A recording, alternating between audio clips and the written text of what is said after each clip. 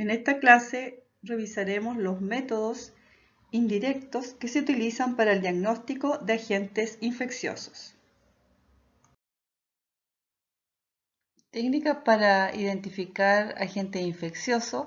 Como ya hemos visto, existen técnicas basadas en métodos directos, que puede ser la observación directa, ya sea macro o microscópica, del agente infeccioso. También la utilización de tinciones y observación microscópica. Una de las más usadas es el aislamiento del agente infeccioso a través de su cultivo y la identificación de este a través de pruebas metabólicas utilizando sustratos que estos agentes son capaces de metabolizar, o bien la detección de algunos factores de virulencia específicos del agente infeccioso. También la detección directa del agente infeccioso detectando proteínas específicas del agente, o sea, los antígenos, a través del uso de anticuerpos contra esos antígenos.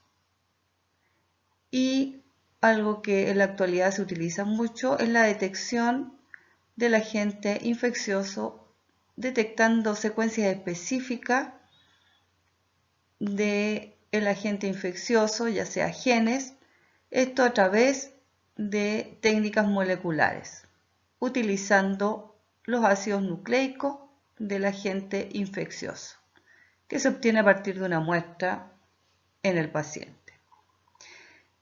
Lo que vamos a ver ahora son métodos indirectos que se basan en la respuesta inmune debido a la presencia del agente infeccioso en el paciente. Básicamente, y la mayoría de las técnicas se basan en la detección de los anticuerpos de la respuesta inmune humoral específica contra el agente infeccioso. También existe una técnica, la intradermoreacción, que mide inmunidad celular, pero la mayoría de las veces esta técnica solo da cuenta de la exposición que tiene el paciente frente a un agente infeccioso y no da cuenta de una prueba diagnóstica como tal. La prueba de intradermoreacción o test PPD, que significa en inglés derivado proteico purificado, es una prueba que determina una respuesta inmune celular antituberculosis. Esta prueba se realiza a través de la técnica de Monteau. Es una inyección intradérmica con 0,1 ml de este derivado proteico purificado obtenido de varias especies de Mycobacterium tuberculosis. Este determina el área de induración, que es un tipo de respuesta celular. Sin embargo, esta prueba da cuenta de exposición a Mycobacterium, pero no es capaz de discriminar entre una persona enferma y una sana que haya estado expuesta a este agente. Por lo tanto, no es una prueba diagnóstica. El uso de la serología, que detecta la respuesta inmune frente a los agentes infecciosos, se basa en aspectos de la respuesta inmune. Lo primero es que el sistema inmune es capaz de responder en forma específica frente al reconocimiento de lo no propio. Esta respuesta inmune es una respuesta muy específica, o sea, directamente responde frente a los antígenos de un determinado agente infeccioso. Y por otra parte, la respuesta inmune es relativamente predecible. Tenemos una cinética de la respuesta específica, primeramente la generación de anticuerpos inmunoglobulinas M, que es una respuesta más rápida, aunque de menor magnitud, y que no se mantiene en el tiempo. Sin embargo, posteriormente las inmunoglobulinas G tienen una respuesta que es más tardía, de mayor magnitud, pero se mantienen en el tiempo. Este tipo de respuesta, que es relativamente generalizada frente a los agentes infecciosos, hacen que podamos utilizar la respuesta inmune específica para la identificación de los agentes infecciosos. ¿Cuándo se utilizan las técnicas serológicas? En general en cuadros clínicos que son crónicos, cuando en estas enfermedades ya los síntomas han empezado hace más de 2 semanas y ya no es posible detectar el agente infeccioso. Algunos ejemplos, virus de la inmunodeficiencia adquirida, hepatitis B. También en infecciones agudas es posible detectar, por ejemplo, tempranamente las inmunoglobulinas M, por ejemplo, rubiola y sarampión. También cuando las enfermedades son subclínicas. Además, en aquellas patologías en las que no existen técnicas para la detección directa del agente infeccioso, como por ejemplo el caso de la sífilis. También se utiliza la serología para monitorear respuestas vacunales, ¿cierto? Medir los anticuerpos en respuesta a algunas pruebas de vacunas y también estudios epidemiológicos, puesto que van a medir la exposición de la población a algunos agentes infecciosos. ¿Cómo se diagnostica el agente infeccioso por serología? Primeramente, las muestras de sangre se utilizan sin anticoagulante para obtener el suero y separar de los componentes celulares de la sangre y el fibrinógeno. La detección del agente infeccioso puede ser a través de la detección de las inmunoglobulinas G. Se pueden obtener 2 muestras, una en fase aguda y una en fase convaleciente. En caso de una primera infección por el agente, se detectaría un aumento de las inmunoglobulinas en la muestra convaleciente. Y también es posible hacer detecciones a patógenos que son de infección aguda, detectando tempranamente en la fase aguda de la enfermedad las inmunoglobulinas IgM en fase aguda. Con pruebas serológicas podemos detectar la seroconversión, esto es que el paciente no tiene la infección y se vuelve positivo a la infección. Por ejemplo, seroconversión a hepatitis, seroconversión a VIH, en donde el título de los anticuerpos aumenta 4 veces desde una muestra tomada en suero agudo a una convaleciente. En caso de resultar negativo el suero agudo, para detectar anticuerpos se vuelve a repetir entonces de 2 a 3 semanas la toma de muestra. Y algo importante que solo la detección de una muestra de inmunoglobulina G va a dar cuenta del estado inmunológico del paciente, si tuvo una infección por el agente, pero no va a dar cuenta que la enfermedad está siendo producida por el agente infeccioso. hay una serie de técnicas que se han desarrollado para la detección de los anticuerpos específicos contra los agentes infecciosos.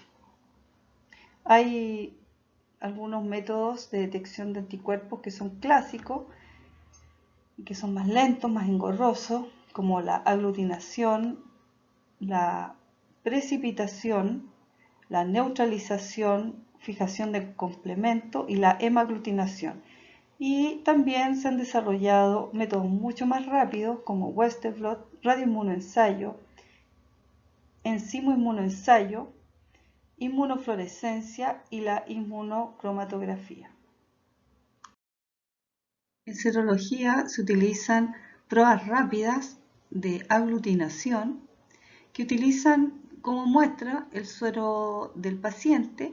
Estas pruebas son rápidas, utilizan métodos simples de observación visual.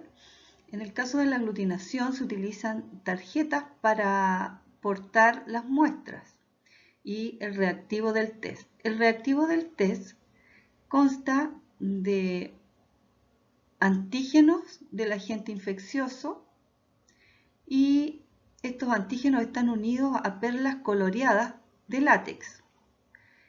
En este ejemplo es un color rosado y en presencia de una muestra positiva que presenta anticuerpos se van a aglutinar y agrupar debido a la formación del complejo antígeno-anticuerpo y la muestra positiva se va a observar aglutinada o en forma no homogénea, a diferencia de un control negativo en donde no se va a formar el complejo antígeno-anticuerpo. Este tipo de prueba se utiliza, por ejemplo, para la detección de rubiola en el embarazo. La inhibición de la hemaglutinación es una técnica serológica. Algunos virus contienen proteínas que hemaglutinan glóbulos rojos, como es el virus influenza. Se puede detectar los virus obtenidos en cultivo celular a través de la hemaglutinación. El virus de la rubiola se determinaba por hemaglutinación y actualmente por otras técnicas más rápidas y menos engorrosas como la enzimo-inmunoanálisis. Y la caracterización de virus influenza de los subtipos, por ejemplo H1N1, H2N3, se puede realizar por inhibición de la hemaglutinación. Esto es porque se utilizan anticuerpos específicos anti-hemaglutinina de estos distintos subtipos que estarían inhibiendo entonces la aglutinación generada entre virus influenza y glóbulos rojos. Por lo tanto, a través de la inhibición de la hemaglutinación se detectan anticuerpos virales. La inhibición de la hemaglutinación es una prueba que utiliza a los virus como reactivos. Entonces, en presencia de un suero que contiene antígenos contra el virus, se va a producir la neutralización del virus. Por lo tanto, el virus no va a producir hemaglutinación, produciéndose una inhibición de la hemaglutinación. En ausencia de anticuerpos contra el virus va a estar libre para unirse con los glóbulos rojos, produciendo hemaglutinación. Estas pruebas se realizan en microplacas, utilizando entonces glóbulos rojos y también el virus para el cual se está detectando la presencia de los anticuerpos. Entonces, en estas microplacas, la presencia de un botón rojo en el fondo de uno de los pocillos da cuenta de inhibición de la hemaglutinación, puesto que estas placas son centrifugadas y los glóbulos rojos caen al fondo generando estos botones.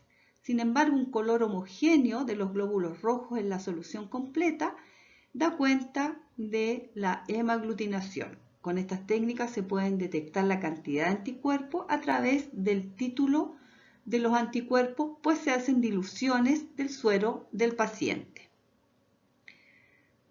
Se hacen una serie de controles, entonces ya sabemos que positivo para la inhibición de la hemaglutinación va a ocurrir cuando el paciente sea positivo para los anticuerpos contra el virus y vamos a tener una hemaglutinación en caso que el paciente sea negativo, o sea, no presenta los anticuerpos contra el virus.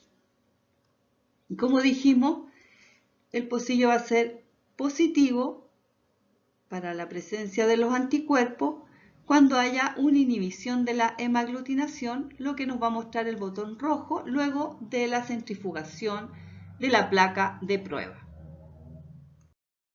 La técnica de precipitación o inmunoprecipitación se basa en que al unirse anticuerpos con antígenos de naturaleza proteica van a disminuir su solubilidad. Si se deposita en un gel los anticuerpos y en un pocillo del mismo gel se agregan los antígenos, se va a producir una reacción de precipitación debido a la unión antígeno-anticuerpo que se puede observar debido a una mayor turbidez en la zona de la inmunoprecipitación. Estas técnicas se utilizaron para la detección de anticuerpos y sus respectivos antígenos, pero en la actualidad se han desarrollado kits comerciales que tienen una fácil y rápida detección de los anticuerpos y una fácil interpretación. La reacción de neutralización es una técnica que utiliza virus y detecta anticuerpos específicos contra este virus, pues la presencia de los anticuerpos en el suero del paciente van a inhibir la infección viral y el efecto citopático. Por lo tanto, esta técnica también utiliza el cultivo celular susceptible al virus. Con esta técnica es posible detectar los anticuerpos contra el virus y también el título de anticuerpo, que da cuenta de la cantidad de anticuerpos dado por el mayor título. El mayor título constituye el punto final o la última dilución o mayor dilución que da un resultado positivo en esta neutralización de la infección viral. La reacción de neutralización se realiza con cultivo celular susceptible al virus que estamos estudiando. También estas células van a estar sembradas en cada uno de los pocillos de esta placa multipocillo, que tiene cerca de 96 pocillos, por lo tanto se pueden testear varios pacientes. Tendremos el suero de los pacientes que se diluye 2, 4, 8 veces y hasta 128 veces, que se agrega sobre el cultivo celular. Y luego se agrega el virus que estamos estudiando. Luego se hace una incubación de tal forma que luego de la incubación veremos si hay una neutralización, que significa que el paciente y los anticuerpos del paciente van a neutralizar la infección, lo que se va a observar a través de una tinción con cristal violeta de las células que están en el pocillo. Si ellas están íntegras y no están infectadas por el virus, se pueden observar su morfología con el microscopio invertido. Y en aquellos casos en donde el paciente no presente anticuerpos o la dilución sea muy alta, observaremos el efecto citopático. Veamos los resultados. En el paciente 1, recuerden que lo que está en color violeta significa que están las células íntegras y que no fueron infectadas por el virus, gracias a que el paciente tiene título. Entonces, las pruebas están hechas en duplicado. Para el paciente 1 podemos ver la coloración violeta, lo que indica que se observaron células íntegras y viables. Por lo tanto, los anticuerpos del paciente en un título de 1:64, o sea, fue diluido 64 veces, fue capaz de proteger y neutralizar al virus. Por lo tanto, el título del paciente es 1/64. Eso es una gran cantidad de anticuerpos.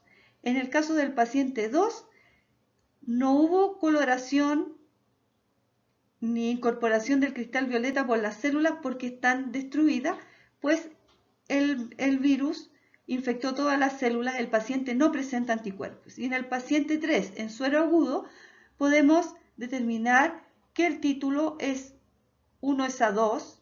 Sin embargo, este mismo paciente en suero convaleciente aumenta su título a 1:32. Entonces, ¿cuánto aumentó el título de agudo a convaleciente en el paciente 3? El paciente en fase aguda presentaba un título de anticuerpos de 1:2 y este aumentó de 1:32 en fase convaleciente. Si dividimos 32 por 2, esto da un aumento de 16 veces la cantidad de anticuerpos. Por lo tanto, podemos decir que el paciente está cursando una infección por el virus estudiado y está produciendo anticuerpos específicos contra dicho virus.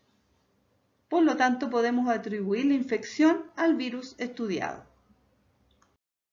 En la técnica de fijación del complemento, la prueba positiva consiste en que, en presencia de los antígenos del agente infeccioso más los anticuerpos en el suero del paciente, se van a unir al complemento, fijando el complemento. Y hay una segunda reacción, que es la que me va a revelar si se unió el anticuerpo del suero del paciente al antígeno.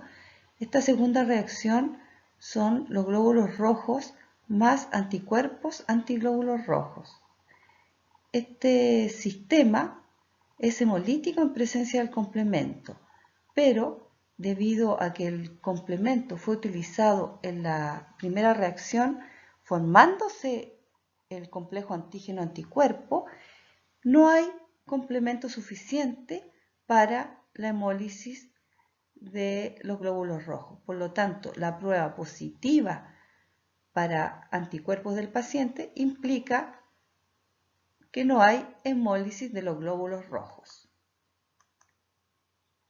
Sin embargo, la prueba negativa, o sea, aquella prueba en donde el suero del paciente no tiene los anticuerpos para el agente infeccioso, al unir el suero del paciente más los anticuerpos del agente infeccioso o con el agente infeccioso más el complemento no se fija porque no hay formación de complejo antígeno-anticuerpo.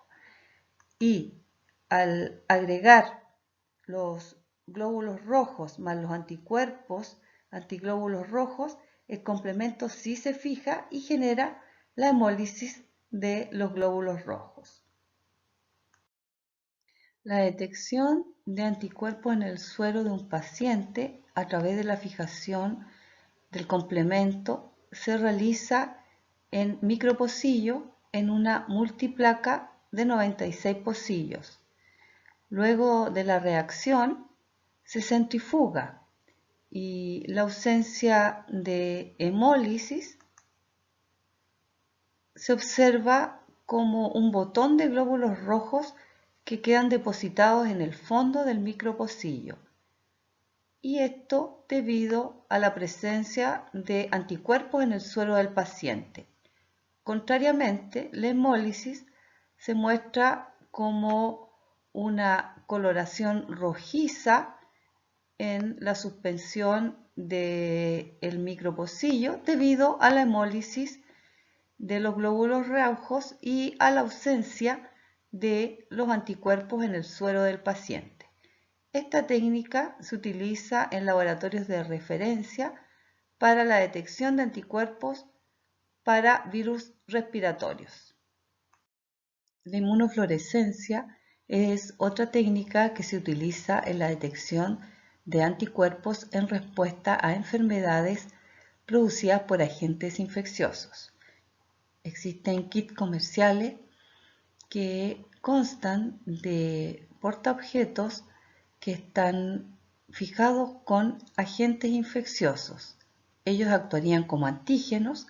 Estos son entonces incubados con el suero del paciente. Si el paciente presenta los anticuerpos, se generará el complejo antígeno-anticuerpo. Este complejo antígeno-anticuerpo se detecta con un segundo anticuerpo o anticuerpo secundario, que es un anticuerpo antiinmunoglobulina humana que está conjugado con tiocianato de fluoresceína, de tal forma que en el microscopio de fluorescencia se puede observar fluorescencia debido a la formación de este complejo antígeno-anticuerpo. Esta es una prueba de inmunofluorescencia indirecta o también denominada IFI. Esta técnica se utiliza como prueba treponémica utilizando el suero del paciente para detectar treponema pallidum en la sífilis y también se utiliza en la enfermedad de Chagas detectando anticuerpos contra Trypanosoma crucis.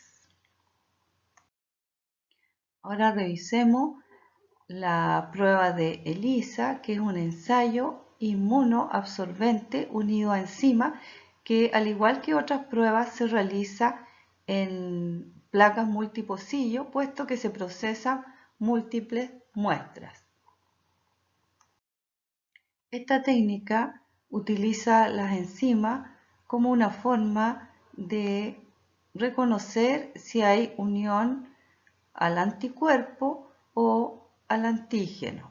Se puede unir en forma covalente una enzima a la porción Fc de un anticuerpo, o también es posible unir una enzima a una proteína que es un antígeno.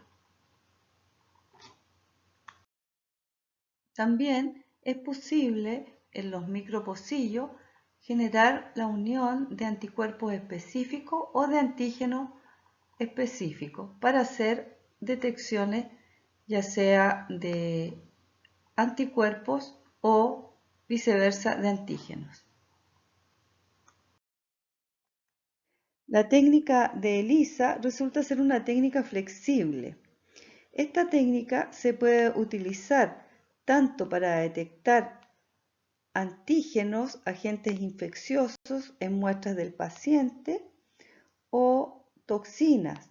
También puede ser utilizada para la detección de anticuerpos en el suero del paciente. En este ejemplo vamos a detectar un antígeno que sería una micotoxina que está produciendo entonces una intoxicación. Entonces, en la técnica se va a utilizar un anticuerpo que detecte el antígeno, en este caso la micotoxina, y estos anticuerpos van a estar unidos a una enzima que me va a permitir la detección. Y en los micropocillos, unido a la fase sólida, también vamos a tener unidos anticuerpos contra la micotoxina. Se agregan tanto la muestra como los anticuerpos unidos a enzima al micropocillo.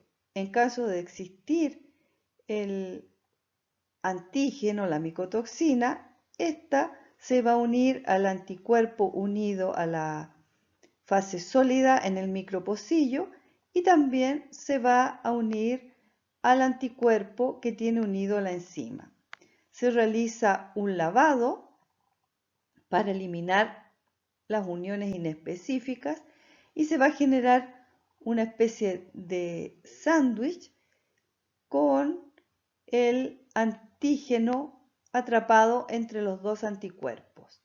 Posteriormente se agrega un sustrato a la enzima y este sustrato, de estar la enzima presente, va a generar una coloración diciéndome que la reacción fue positiva y hay una detección del anticuerpo. Si ustedes se fijan, en ausencia de la micotoxina, el sándwich que atrapa el antígeno con el anticuerpo que contiene la enzima no se forma. Por lo tanto, esa es la reacción negativa. Los resultados de la reacción enzimática se detectan por absorbancia en un lector de multiplaca que es capaz de funcionar como colorímetro midiendo la absorbancia de cada uno de los pocillos y va a indicar el resultado positivo y negativo de cada una de las muestras. ¿Qué se espera del médico para un óptimo proceso diagnóstico? Es esperable que el médico conozca los exámenes disponibles en el centro hospitalario y cuál es la muestra adecuada. Que el médico entregue información clínica relevante como la hipótesis diagnóstica, si hay uso de antimicrobianos, de tal forma que no se busquen agentes infecciosos si se ha hecho uso de antimicrobianos, porque no se van a poder encontrar. Y también, en caso de solicitudes especiales, un contacto frecuente con el laboratorio.